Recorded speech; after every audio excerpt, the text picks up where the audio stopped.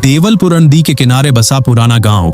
यहाँ लोग खेती करते, त्योहार मनाते और एक दूसरे के दुख सुख में साथ देते। लेकिन 3 हफ्तों से गांव में ऐसा माहौल था जैसे हवा में भी कोई अदृश्य खतरा तैर रहा हो।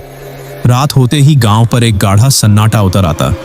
जानवर बेचैन होने लगे, कुत्ते बिना वजह भौंकते और रात के 2 बजे एक अजीब घंटी बजने जैसी आवाज सुनाई देती, जैसे कोई मंदिर की टूटी घंटी हिला रहा हो। गांव के चौपाल पर बैठे बूढ़े बाबा सोमेश, मोतीलाल, बनवारी और तेजपाल आपस में फुसफुसा रहे थे। कल फिर वही आवाज आई थी। लगता है कोई जंगल से आकर गांव को देख रहा है। देवलपुर में ऐसी बातें पहले कभी नहीं हुई। गांव के लोग डरे हुए थे, पर असली डर तब शुरू हुआ जब गांव का कम बोलने वाला आदमी लक्ष्मण अजीब हरकतें करने लगा। लक्ष्मण का रहस्य, लक्ष्मण पहले बिल्कुल नॉर्मल था, लेकिन 2 दिनों से वह रात में उठकर घर के सामने बैठ जाता था और हवा से बात करता, मैं आ रहा हूं, रुको, मुझे मत बुलाओ। उसकी पत्नी कौशल्या डर गई। वह भागकर चौपाल पहुंची। मुखिया जी, लक्ष्मण को कोई बुला रहा है, वो कहां जा रहा है पता नहीं। जब गांव वाले पहुंचे तो लक्ष्मण की आंखें ऐसे थीं जैसे महीनों से सोया न हो। वह कांपते हुए बोला, घंटी बजाने वाला वापस आ गया है, वो मुझे ले जाएगा। गांव वाले उसे पकड़कर घर लाए, पर अगले दिन असली हादसा हुआ। पहली मौत सुबह खेतों में चरवाहा ध्यानु मृत पाया गया। शरीर पर न खरोंच न चोट, बस छाती पर एक जूठन जैसा काला निशान था, मानो किसी ने उसकी जीवन ऊर्जा खींच ली हो। गांव में आंधी की तरह खबर फैल गई, ध्यानु को कोई छाया प्राणी उठा ले गया। देवलपुर में कुछ बहुत खतरनाक पड़ गया है। अब हर रात कोई ना कोई कहता, छत पर किसी के चलने की आवाज, खिड़की के बाहर काले धब्बे, आंगन में राख जैसे पैरों के निशान। लोग डरने लगे कि जो भी घंटी सुन लेता है वो कुछ दिनों में गायब हो जाता है। लेकिन ये घटनाएं बस शुरुआत थी। जंगल की चुप्पी और 2 दोस्त।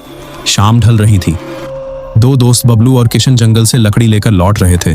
किशन बोला, सुना है रात को कोई पुराना साधु घूमता है जंगल में। बबलू हंस पड़ा, अगर हर कहानी पर विश्वास करो तो अपनी परछाई से भी डर जाओगे।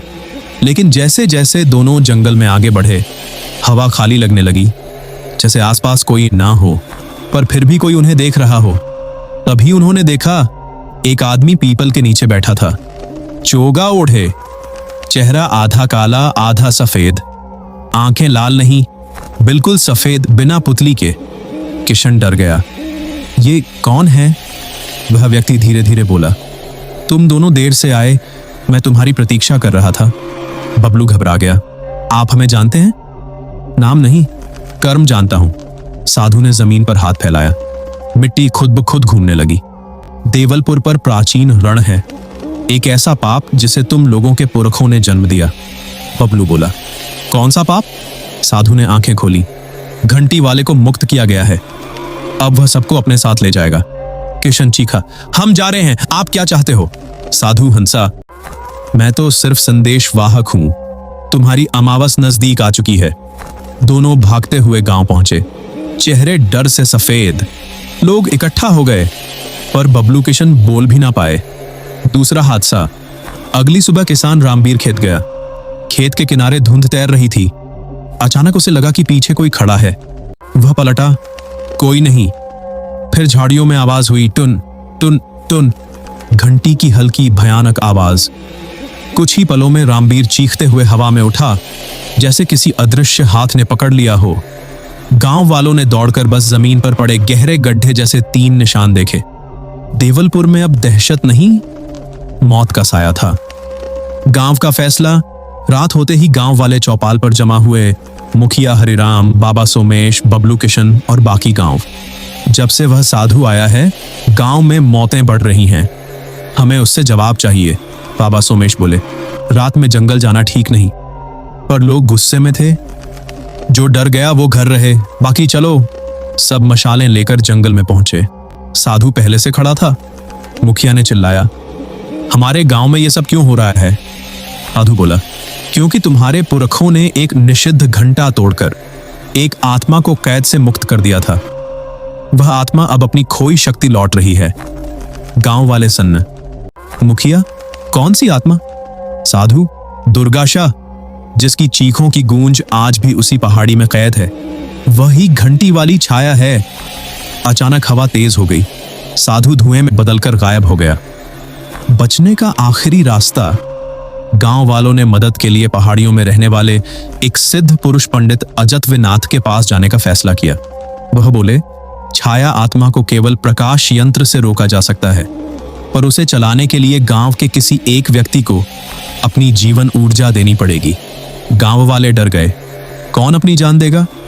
लेकिन अचानक लक्ष्मण आगे बढ़ा, मुझे वो घंटी हर रात बुलाती है, शायद मुझे ही यह करना होगा। अमावस की रात गांव के बीचों बीच एक बड़ा यंत्र बनाया गया। लक्ष्मण उसके बीच खड़ा हो। रात के 12 बजते ही ठंड बढ़ गई, हवा दहकने लगी और एक लाल धुंध गांव में छा गई। फिर घंटी की आवाज, टुन टुन टुन। एक औरत की छाया छत पर दिखी, लंबे बाल, टूटी घंटी हाथ में। दुर्गाशा। वह चीखते हुए लक्ष्मण की तरफ बढ़ी, तुम लोगों ने मुझे जगाया, अब तुम सब मेरे। उसी पल पंडित ने मंत्र पढ़ा, यंत्र चमक उठा, छाया पीछे हटी, पूरे गांव में भूकंप जैसा कंपन हुआ। लक्ष्मण चिल्ला उठा, अब उसे रोको और वरना देर हो जाएगी।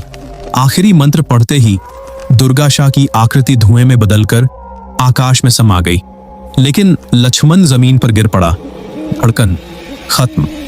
गांव बच गया, पर शाप नहीं। पंडित अजत्वनाथ बोला, दुर्गाशा खत्म नहीं हुई, बस सो गई है। अगर भविष्य में फिर कोई निषिद्ध घंटी छुई तो वह फिर लौट आएगी। देवलपुर का अधूरा श्राप। गांव दोबारा शांत हो गया, हो गया। पर आधी रात को कभी कभी किसी के कानों में हल्की सी आवाज आती है, टुन टुन, और लोग डरकर घरों के अंदर दुबक जाते हैं, क्योंकि उन्हें पता है दुर्गाशा सिर्फ सोई है, मरी नहीं।